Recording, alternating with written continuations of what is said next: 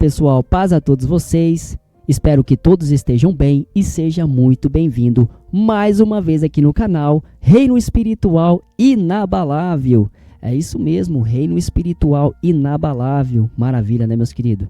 Pessoal, olha, desde cedo nos ensinaram que o pecado domina o mundo e que todos nascem juridicamente condenados.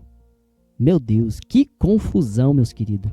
Mas quando abrimos as escrituras e seguimos o fluxo do texto, percebemos que o assunto é tratado dentro de um contexto específico de aliança. Em Daniel, capítulo 9, verso 24, está escrito que 70 semanas estão determinadas sobre o teu povo e sobre a tua santa cidade, para cessar a transgressão. O que era transgressão? Dar fim aos pecados. O que era pecado? E expiar a iniquidade. O próprio texto delimita o alcance. Teu povo e tua cidade. O foco é Israel, meus queridos. E Jerusalém. O anúncio é encerramento da transgressão dentro da história do pacto. A palavra semanas vem do hebraico shavaim. Unidades de 70 semanas representa 490 anos dentro da estrutura profética. Isso antes de Cristo, meus queridos. O texto estabelece prazo. Prazo implica conclusão. Quando um contrato tem prazo, esse prazo se encerra. O contrato não continua ativo. Ele perde validade jurídica, não é verdade? Daniel não anuncia perpetuação da transgressão. Ele anuncia encerramento pactual dentro da história de Israel. Quando chegamos no Novo Testamento, em João capítulo 1, verso 29, registra a declaração: Eis o Cordeiro de Deus que tira o pecado do mundo. A palavra tira, no grego, airon, significa remover, carregar para longe. Se alguém vai, preste atenção, meus queridos, se alguém vai ao supermercado e pede um detergente para remover a mancha, está pedindo para manter a mancha ou para eliminá-la? Se o produto funciona, a mancha desaparece. Você entende? E se o cordeiro tirou, ou se o cordeiro tira o pecado, ele não veio administrar a culpa, ele veio remover aquilo que estava ligado ao sistema da aliança. É simples assim. Em 1 João capítulo 3, verso 24, está escrito que o pecado é transgressão da lei. A palavra lei é nomos. Eu expliquei isso no outro vídeo, no vídeo anterior. O código estabelecido, regime jurídico. E aqui precisamos voltar ao Sinai. Em Êxodo, capítulo 20, Deus entrega 10 palavras. A Serev Ha-Deravim. Não eram originalmente 613 mandamentos. Eram 10 declarações centrais dentro de um pacto nacional com Israel. Com o tempo, essas 10 palavras foram sendo desdobradas para regular culto, pureza, alimentação, penalidades civis e sacerdócio. Esse processo resultou nos 613 mandamentos organizados posteriormente pela tradição judaica. O motivo? Regulamentar juridicamente cada área da vida de uma nação teocrática. Era a estrutura estatal, era a administração nacional. Por isso, Paulo afirma em Romanos capítulo 4, verso 15, que onde não há lei, não há transgressão, meus queridos. Em Romanos capítulo 5, verso 13, declara que o pecado não é levado em conta quando não há lei.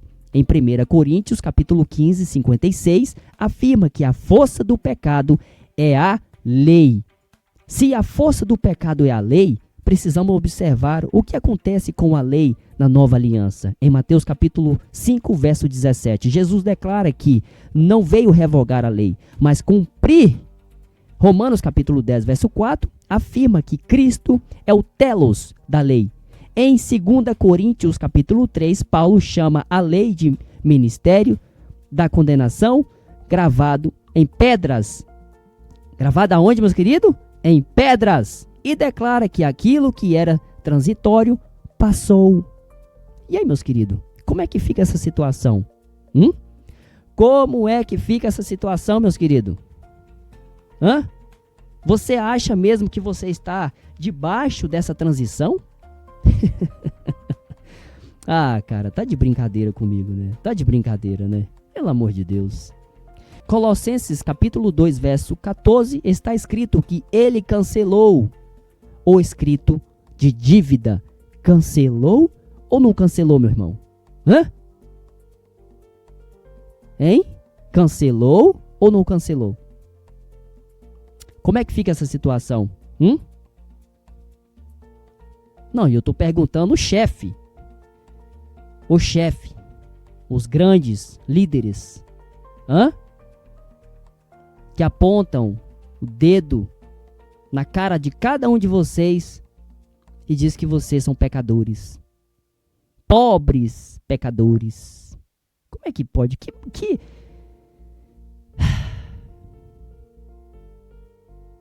Meu Deus. Ai, deixa eu tomar meu suco de maracujá.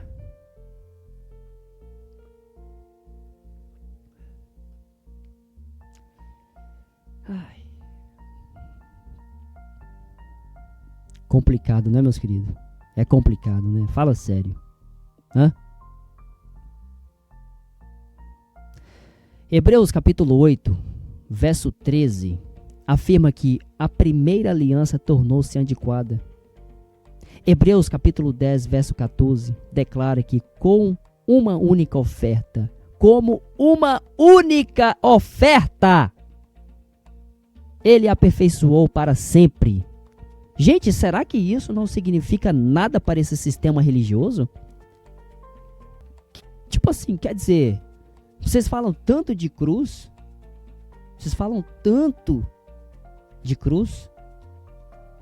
mas eu vejo que vocês anulam o que aconteceu.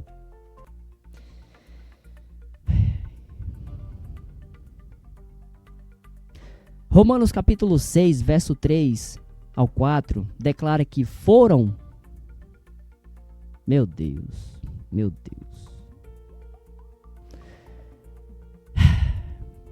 Meus queridos, olha só. O que significou o batismo? O batismo não era um rito judaico daquela época? Então, como que as pessoas ainda estão praticando o batismo em pleno século 21 de 2026?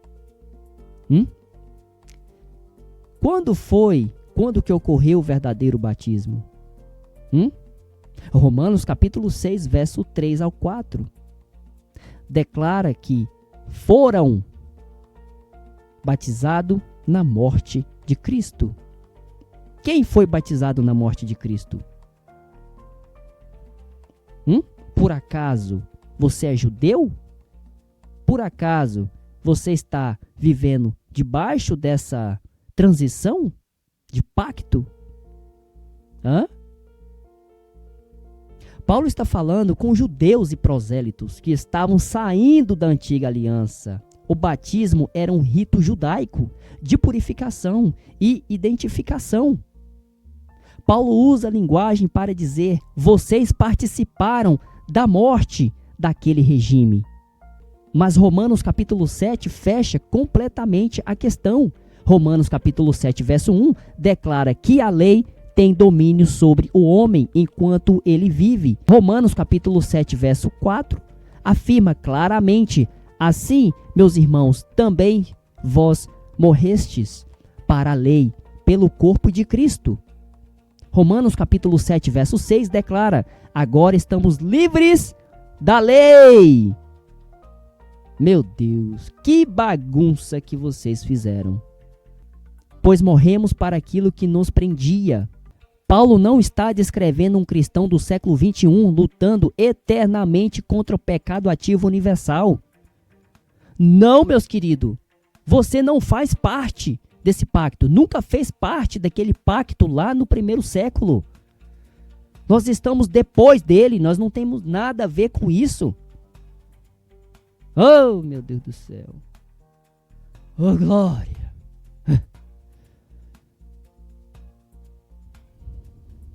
Ele está descrevendo a tensão de um judeu debaixo do nomos, consciente da lei, mas incapaz de produzir justiça por meio dela. O eu de Romanos, preste atenção, meu irmão. O eu de Romanos capítulo 7 está situando dentro da experiência da lei. Tanto que em Romanos capítulo 7, verso 5, ele diz: quando estávamos na carne, as paixões pecaminosas despertadas pela lei operavam em nossos membros, despertadas pela lei. Ele está explicando a função do nomos dentro do pacto mosaico. O capítulo 8 começa dizendo: agora, pois, nenhuma condenação há para os que estão em Cristo Jesus. O que significa estar em Cristo Jesus, meus queridos? Falei no vídeo anterior. O que significa estar em Cristo? Eita, nós. Agora, depois da morte para a lei, depois da transição, a leitura futurista ignora essa sequência e transforma Romanos capítulo 7 em condição permanente universal. Mas o próprio fluxo do texto mostra que Romanos 7 descreve o período sob jurisdição da lei. E Romanos 8 descreve a realidade pós-libertação pactual, meu Deus do céu.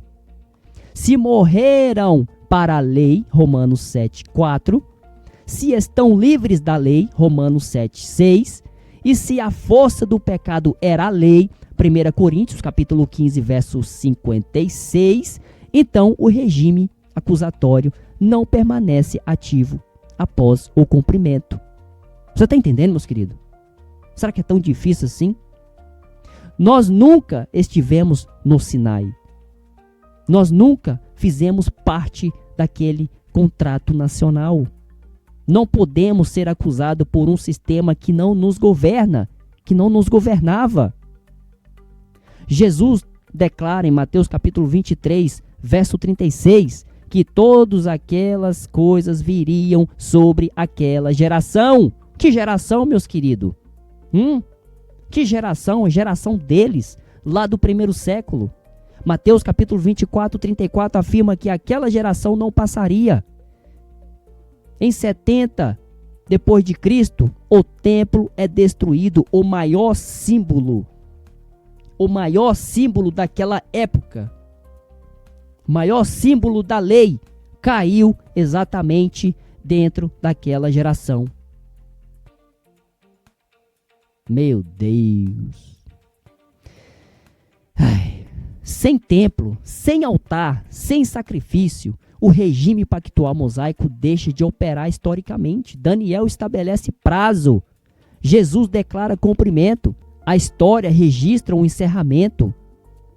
Isso não elimina responsabilidade moral, meus queridos. Elimina condenação pactual ativa do Sinai. O que resta então? Resta reino. Romanos capítulo 14, verso 17 afirma que o reino é justiça, paz e alegria no Espírito. Hebreus capítulo 9, verso 14 declara que o sangue de Cristo purifica a consciência. Você acha mesmo que você está debaixo desse pacto? Você acha mesmo que você está debaixo do pacto transitório? Você está muito enganado. Meu Deus. Eu te falo uma coisa. Quando o véu cair, você se prepara. Porque será uma mudança indescritível. Você terá uma paz no seu coração indescritível. Hebreus capítulo 9, verso 14, declara que o sangue de Cristo purifica a consciência. Correto? Sai o ministério da condenação, entra o ministério do Espírito. Sai o contrato do Sinai, entra a nova aliança. Tetelestai significa consumado. O que isso significa para você, meus queridos? A pergunta final não é se o ser humano falha. A pergunta é se o tribunal pactual do Sinai continua ativo depois do seu cumprimento. O texto aponta para a conclusão. Tá bom? Se esse estudo ampliou a sua compreensão, continue acompanhando, like, ativa o sininho, comenta e nós vemos no próximo vídeo. Um forte abraço, um beijo no coração. Fui!